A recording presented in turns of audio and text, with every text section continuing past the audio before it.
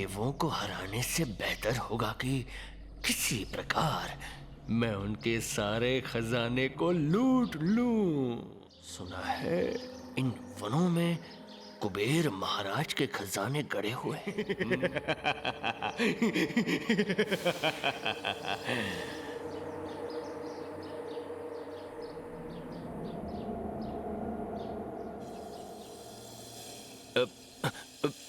मैं मैं यहाँ कद्रू देवी से मिलने आया हूँ। परंतु हम इस कार्य में तुम्हारी मदद क्यों करें? देवी, क्या मुझे आपको याद दिलाने की आवश्यकता है कि किस प्रकार देवों ने अमृत स्वयं तो ग्रहण कर लिया, लेकिन उन्होंने आपके पुत्रों को उसकी एक बूंद भी नहीं पिलाई। तुम ठीक कह रहे हो। हाँ कद्रू देवी, हाँ। हर अनमोल चीजों पर आखिर देवों का ही हक क्यों हो? हम राक्षसों, दैत्यों, असुरों और नागों को भी तो उस सब में हिस्सेदार होना ही चाहिए। ठीक है, मेरे 1000 नाग पुत्र इन जमीन में गड़े खजाने को ढूंढने और उन्हें वहां से निकालने में तुम्हारी सहायता करेंगे। यहीं इन्हीं वनों से एक एक करके खजाने गायब हो रहे हैं। कुबेर महाराज ने इन खजानों की निगरानी और सुरक्षा का कार्यभार हम यक्षों को सौंपा था। यदि उन्हें अंदेशा भी हो गया कि हम इस कार्य को करने में असमर्थ हैं, तो समूचे देवगण के सामने हमारी बहुत निंदा होगी। आपको किसी प्रकार की शर्मिंदगी ना उठानी पड़े, इसके लिए हम दोनों स्वयं खजानों की निगरानी करेंगे और उनकी पुनः प्राप्ति में आपकी सहायता भी करेंगे। वन में कई स्थानों पर खजाना गड़ा है, परंतु मुख्य प्रवेश यहीं से है। सबसे बड़ा खजाना भी यहीं स्थित है। हम यहीं रुककर पहरा देते हैं।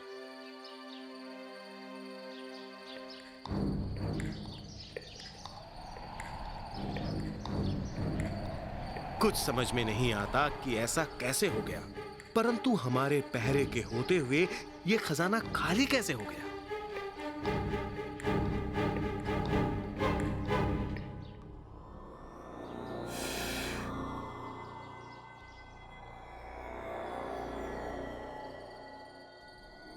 जमीन पर ये निशान, ये तो नागों के रेंगने के निशान हैं।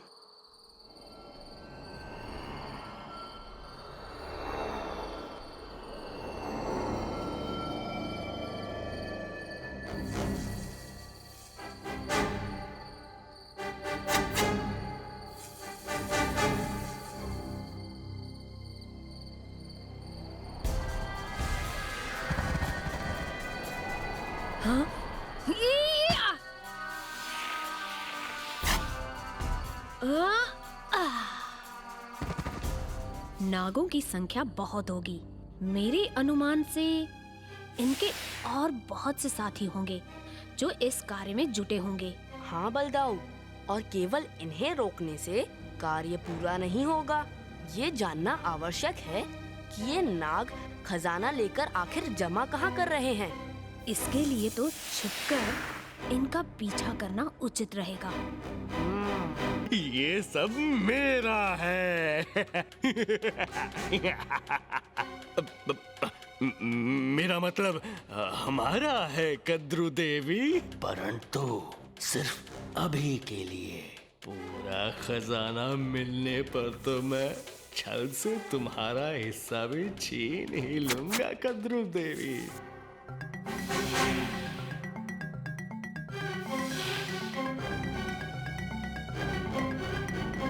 राक्षस भाग गया और अपने साथ सबसे बहुमूल्य रत्न भी उठा ले गया है। चलिए बलदाऊ, वो अभी ज्यादा दूर नहीं पहुंचा होगा।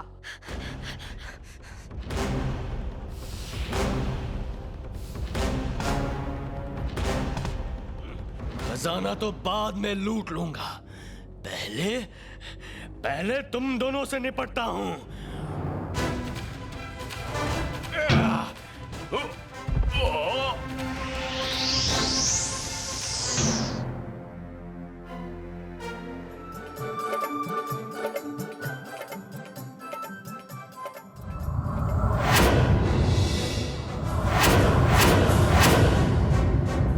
नहीं क्या है, भूकंप है या भूचाल है या तूफान आने को है।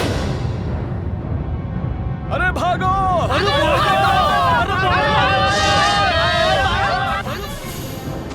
हे प्रभु, ये कैसा संकट है।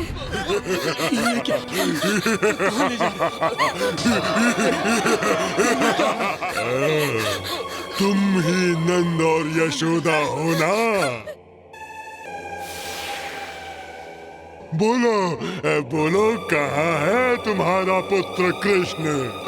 वो तो बरसाने गया हुआ है, वो तो वृंदावन में है ही नहीं। जैसे ही कृष्ण वापस आता है उसे कह देना नदी के पास वाली गुफा में आ जाए और अपने माता पिता को छुड़ाकर ले जाए।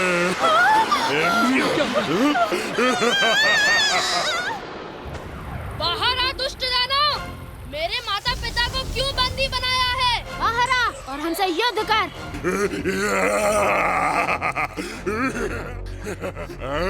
किससे युद्ध करूं? किससे? तुम दोनों से? पहले हमारे माता पिता को छोड़ दो, फिर युद्ध करना। अच्छा, लो। लल्ला, तुम ठीक तो हो ना? मैया, हम ठीक हैं। हमें तो आपकी चिंता हो रही थी। अब आप घर जाइए। नहीं, मैं तुम दोनों को इस भयानक दानव के पास छोड़कर नहीं जाऊंगी। यशोदा, हमारे यहाँ रहने का ये दानव लाभ उठा सकता है। हमारा यहाँ से जल्दी चले जाना ही ठीक होगा। पर मेरे बच्चे। चलो यशोदा।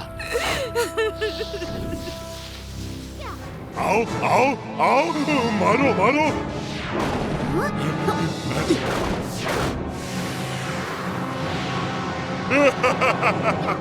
बलदाऊ, ये कोई साधारण दानव नहीं है। ये तो महामायावी लगता है। ये मरेगा कैसे? नारायण नारायण। प्रणाम देवर्षि, क्या आप इस दानव को जानते हैं? नारायण नारायण, ये महामायावी दानव अरिष्टासुर है। इसे वरदान है कि हवा और जमीन पर नहीं मरेगा।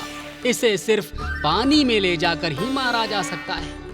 बलदाऊ, हमें इसे किसी तरह नदी में ले जाना होगा। अरे ओ दानव महाराज, जरा सुनिए तो सही। क्या है? बलदाऊ कह रहे थे कि पहले कुछ भोजन हो जाए, फिर लड़ेंगे आराम से। हाँ हाँ, लड़ लड़ कर आपको भी तो भूख लगाई होगी, है ना? भूख तो मुझे भी लगी है, पर यहाँ खाना कहाँ है? लीजिए।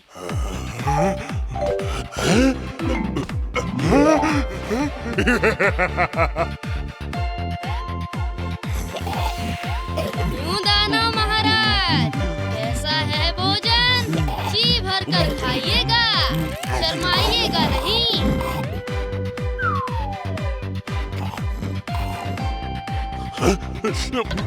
मुझे पानी ला कर दो जल्दी। वो देखिए, पहाड़ से नीचे वो रही नदी। पानी पानी।